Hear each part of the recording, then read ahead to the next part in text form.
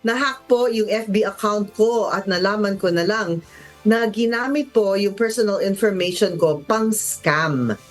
Makakasuhan po ba ako kahit hindi naman po ako ang may gawa pero identity ko ang ginamit? Yan po ang katanungan ni Kyle, Attorney Noel Valerio. Medyo mahirap po yan kasi very technical. Marami rin kasi yung sinasabing, una lahat, by way of explanation, ano po, may mga scammer ho talaga na sinasabing hindi sila yung nag-scam. Pero sila yung nag-scam, sila yung nag-login. Ang very basic ho rito, kasi yung login, pag-login. Halimbawa ako, taga Quezon City ako at Barangay Masagana. Machi-check mo kasi pag nag-login ka, makikita mo yung login dun sa Facebook kung saan nag-login. Ako bilang isang taga Quezon City, Barangay Masagana, pag nag-login ako, mga kababayan, mga kapatid, mga kasama, mga best friend, may sakit ako, pwede niyo ba, nasa hospital ako ngayon, pwede niyo bang padala niyo ako ng 5,000, no? Yun, Quezon City, pagkatapos doon pa sa lugar ko, and possibility, ako talaga yon.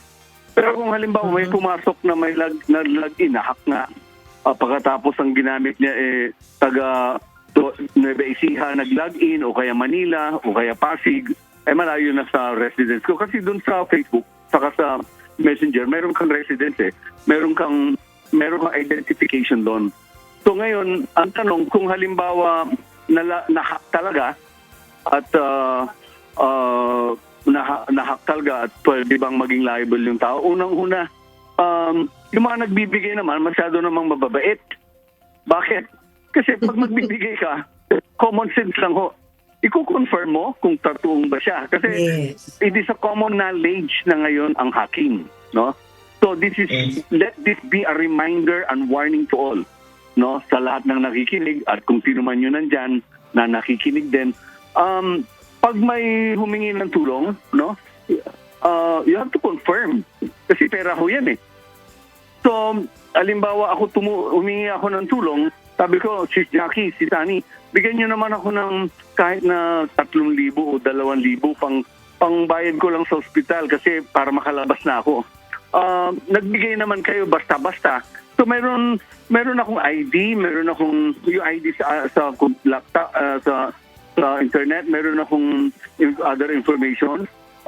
At kung kilala niyo ako, alam niyo kung saan niyo ipapadala. Meron din akong, siyempre ipapadala mo, may account number, merong o kaya sa GCash. Malalaman mo kung GCash number na yan. So, ibig sabihin, pag nagbigay kayo sa akin na hindi pala ako yun, pero notwithstanding the fact na hindi niyo kinonfirm, may negligence ko kayo. Can I na hack yung kwan ko, be held liable? Hindi basta-basta kasi yung nagbigay negligent There must be some exercise of due diligence to be undertaken by the giver, no? Unless na sobrang milyonaryo ka na kahit na 1 milyon ang nawala sa'yo, baliwala. Okay. Alam mo, ibig ko sabihin, ano po yan?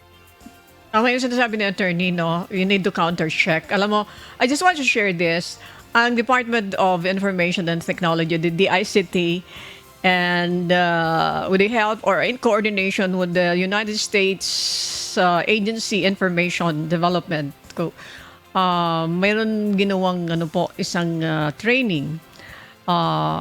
Ang findings nila, attorney, doon sa mga nahahack na scam, 90% human error. Sa madaling salita, hindi careful.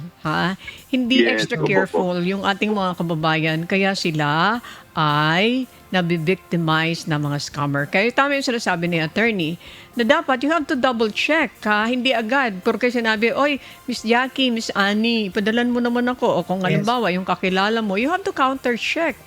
Tama yung binabanggit ni attorney Noel. Pero attorney, mayroon na din ako sasabihin dito, attorney, very quickly lang. Doon sa ating mga kababayan, if you want to educate at kung gusto nyo makatulong, kahit na maliit na halaga, pagtiyagaan nyo po, kung may time din naman kayo, na biktima kayo, magsumbong kayo sa otoridad. Kasi hindi uusad yung inyong kaso, yung inyong reklamo, kapag hindi kayo magpa-file ng complaint.